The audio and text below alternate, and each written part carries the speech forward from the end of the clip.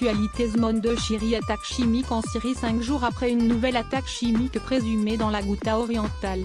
Des médecins et des urgentistes de guerre appellent sur France Info à la reconnaissance de la catastrophe humanitaire en Syrie. Des Syriens devant un bâtiment détruit de la ville de Zamalka dans la Ghouta, Syrie, le 4 avril 2018.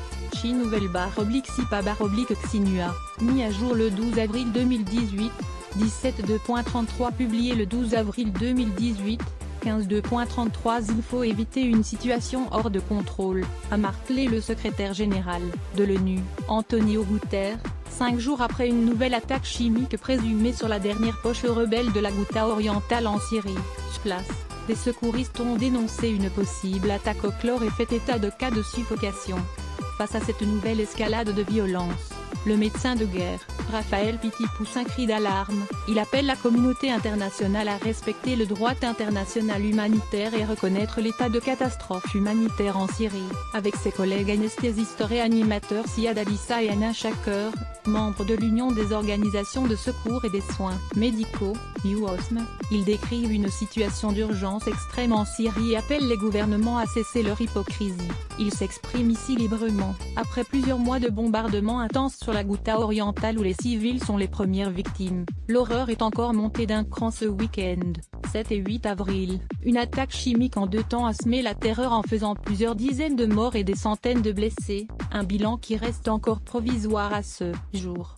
Les symptômes des victimes sont évidents, aucune présence de lésions traumatiques, gêne respiratoire avec parfois suffocation, irritation oculaire, odeur de chlore, qui démontre une attaque au chlore. Les médecins de guerre de l'UOSM affrontent info d'autre part, des morts foudroyantes en grand nombre dans une même zone avec des brûlures oculaires, qui nous laissent supposer la présence d'un second agent chimique très mortel que le chlore a servi à masquer.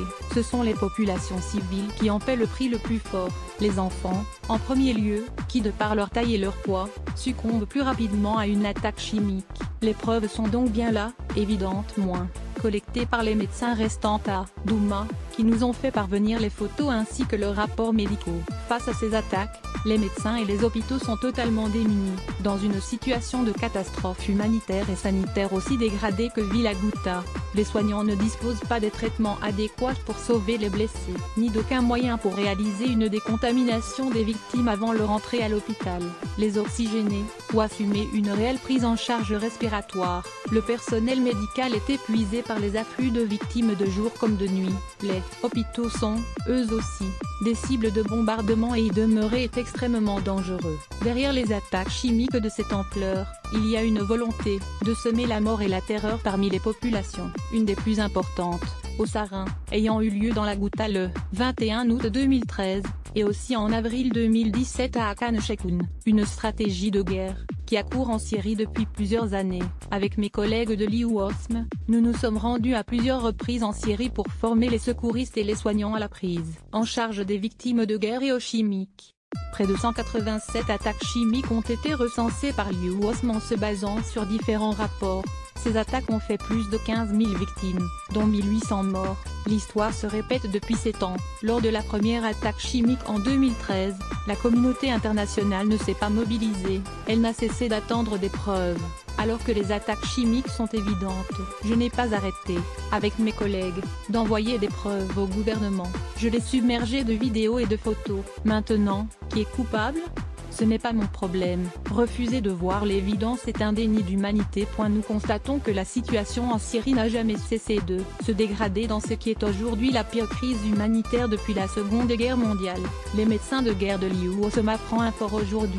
Nous ne pouvons que continuer de nous indigner et de faire entendre notre voix de médecins, de soignants pour dire « Stop à la terreur, stop à la mort qui n'en finit pas de s'abattre ». Que ce soit par la voie d'armes conventionnelles ou d'attaques chimiques.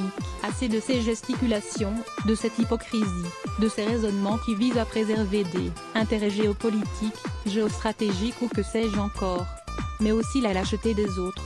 Ce que nous demandons à tous les belligérants, à la France, à l'Europe, à la communauté internationale, à tous les peuples au-dessus de leur gouvernement, c'est de faire entendre la voix de la paix. Trop de sang a coulé, trop d'enfants sont morts. Nous ne demandons pas d'intervention militaire, mais le respect du droit humanitaire, la reconnaissance de la catastrophe humanitaire en Syrie. Ce n'est pas en bombardant que nous sortirons de cette escalade de violence qui dure depuis 7 ans. Nous demandons à minima la mise en place de corridors humanitaires pour que les populations puissent être